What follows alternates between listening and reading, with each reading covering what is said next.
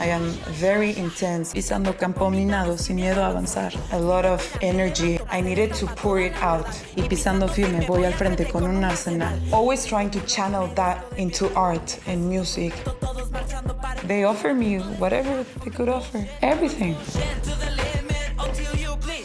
Shalom, Nesya. Shalom.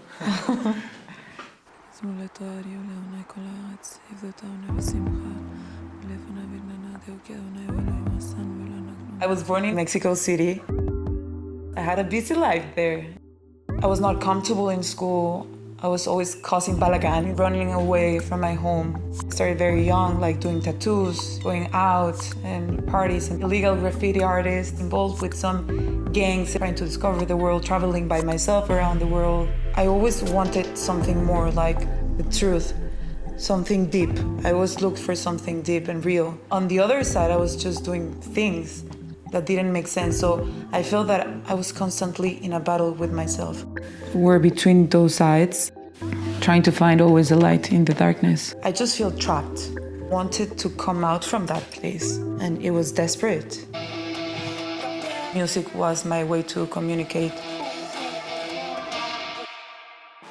I always worked with characters. Alter egos, an alter ego. Last album I worked with a character. She was a soul that came down into a body, and she was trying to be herself and to shine her light. But the place where she was didn't let her be her true self.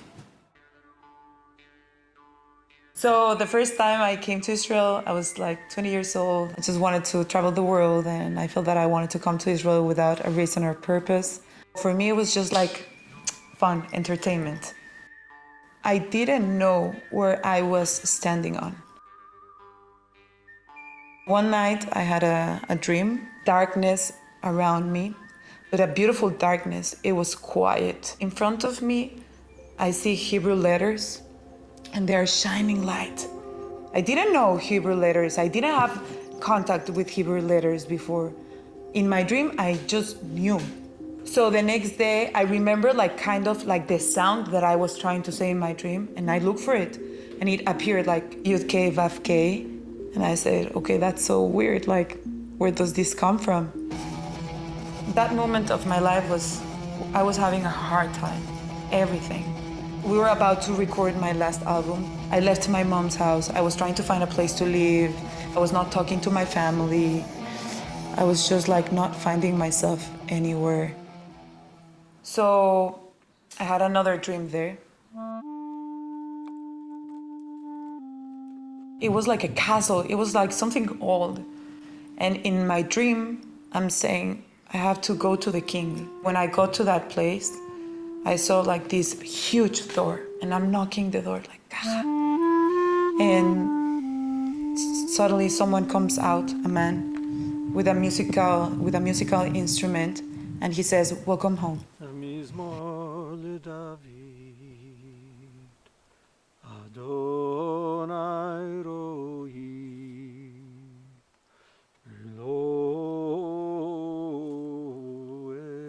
I had a teacher.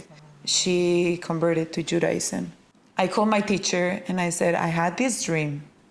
And she was like, that's David HaMelech. And I was like, who's David HaMelech? She gives me a small book. And I said, what is this? And she says, this is Teilim. If you want to get out from the place you are right now, you have to pray. And I say, pray? I don't pray. To who am I going to pray? Months later, she says there's going to be a trip to Israel, and it's going to be for non-Jewish people. And when I was just listening about what the trip was going to be like, I felt it, and I said, wow, I think I need to go. I think I need to go to Israel. One of my producers, the day I was leaving, he calls me and he says, I have the feeling that you're not going to come back. And I was like, why are they saying this? They saw what I didn't want to see.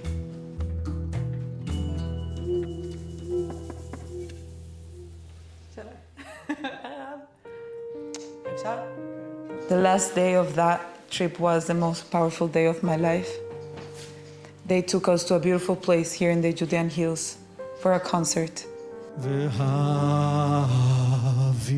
I see her over there on the left, you know, she's among people, but Nesya has a very strong presence and like, okay, what's going on over there? And then she's crying and she's responding and clearly something important's going on. The music was really going very deep into my soul.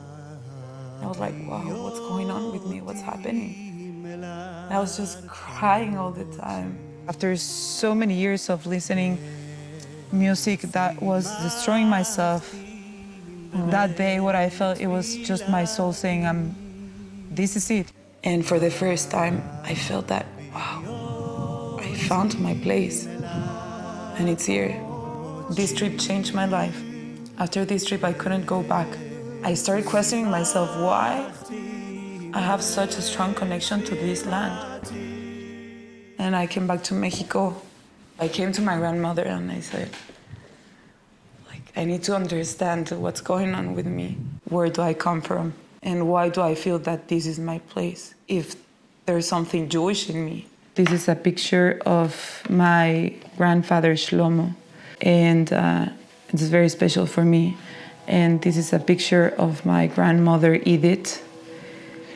She said, you're Jewish.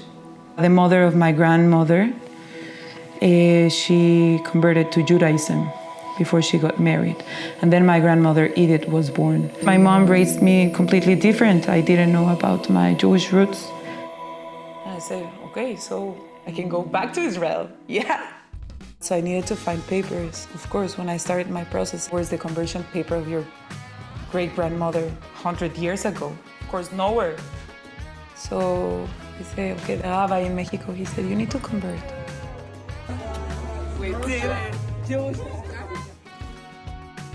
So finally, I got myself a ticket, one-way ticket to Israel. And I landed October 6th, one day before the war. The next day I woke up with bombs and sirens. And I was like, what is this? And the whole day, it was Shabbat, it was Simchat Torah. We were in a bomb shelter. And I was like, oh, this is serious. And in that moment, I felt that everything that I went through in my life made sense. For the first time, I knew that the battle that I was fighting, an internal battle that helped me to be stronger, it had a purpose, to be here.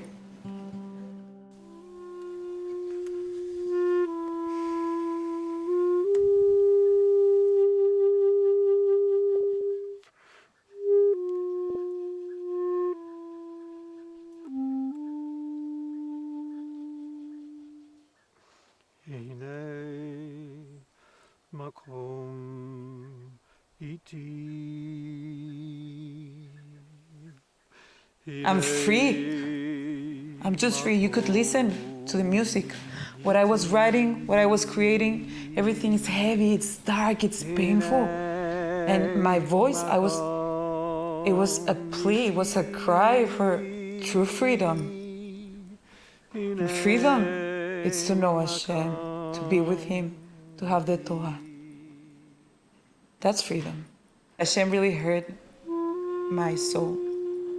I want to be grateful every day for that.